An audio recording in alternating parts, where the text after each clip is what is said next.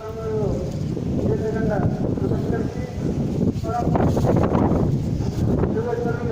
ನಮಸ್ಕಾರವಾಗಿ ವೇದಮೂರ್ತಿ ಕೃಷ್ಣಾಯ ಬಸಯ್ಯ ಸ್ವಾಮಿಗಳಿಗೂ ನಮಸ್ಕರಿಸಿ ಶ್ರೀಮಾನ್ಯ ಸಂಗನಗೌಡ ಪಾಟೀಲ್ರೆ ಧಾರವಾಡದ ಕೃಷಿ ವಿಶ್ವವಿದ್ಯಾಲಯ ಪ್ರೊಫೆಸರು ಸಾಹೇಬರೇ, ಚಿಕ್ಕೋಡಿಯ ಭೀಮಣ್ಣ ಹನುಮಂತರೇ, ಶಂಕರಪ್ಪ ಬೊಮ್ಮರ ಶ್ರೀಧರವರೇ, ನಮ್ಮ ಚಿಕ್ಕೂರಿಯ ಕಿರಣ ಶಾಸ್ತ್ರಿ ಅವರೇ, ಈ ಸಮಾರಂಭ ಬಂದಿರುವ ಸಮಸ್ತ ತಂದೆ ತಾಯಿಗಳೇ, ಅಣ್ಣ ತಮ್ಮಂದಿರೇ, ಅಕ್ಕ ತಂಗಿಯರೇ, ಚಿಕ್ಕ ಮಕ್ಕಳೇ, ನಿಮ್ಮ ಎಲ್ಲರ ಆತ್ಮಕ್ಕೂ ನನ್ನ ಅನಂತ ಕೋಟಿ ಕೋಟಿ ಶರಣಾರ್ಥಿಗಳು. ಇವತ್ತಿನ ಕಾರ್ಯಕ್ರಮ ಪಂಚನಾಳದ ಸಂಗನ ಬಸವೇಶ್ವರರು 3 ಅವಸ್ಥೆಗಳನ್ನು ಪಡೆದಂಥ ಮಾನಶಕ್ತಿ, ಆರೂಢ, ಅವಧೂತ, ಆರುಷ್ಯ.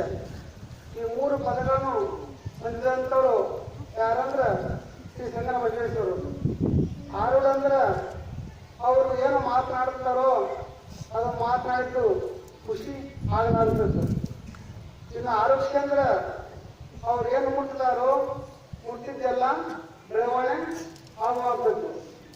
ಇನ್ನು ಅವ್ರು ತಂದ್ರೆ ಚೈತನ್ಯದ ವಸ್ತುವಿನ ಮೇಲೆ ಅವ್ರ ದೃಷ್ಟಿ ಬಿತ್ತಪ್ಪ ಅಂದ್ರೆ ಅಂಥದ್ದು ಕೂಡ ಚೈತನ್ಯ ಮಹಂತ ಮಹಾಶಕ್ತಿ ಅವ್ರಿದೆ ಎಂಬುದನ್ನು ನೀವೆಲ್ಲರೂ ಸಂಗನ ಬಸವೇಶ್ವರನ್ನು ಚೆನ್ನಾಗಿ ತಿಳಿದುಕೊಳ್ಳುತ್ತಾಗಿದ್ದೀರಿ.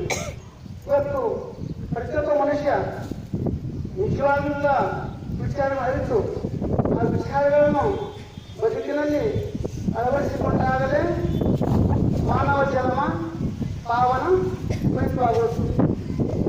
ಲಿಂಗ ಹುಟ್ಟಿದ್ದು ನೀರಾಗ, ಸಂಘ ಹುಟ್ಟಿದ್ದು ಗಂಜಾಗ, ವಾಸ ಹುಟ್ಟಿದ್ದು ನದಿಗೆ ಬೆಳೆಯಾಗ, ಭಕ್ತಿ ಹುಟ್ಟಿದ್ದು ನಿಮ್ಮೆಲ್ಲರ ಶಿವಶರಣ ಹೃದಯದಾಗ. ನಂತರ ಮಹಾನ್ ಭಕ್ತಿ ನಿಮ್ಮೆಲ್ಲರೇ ಐತೆ ಹೇಳ್ತಾ ನನ್ನ ಮಾತಿಗೆ ನಾನು ಕೊಡಿದ್ದೇನೆ.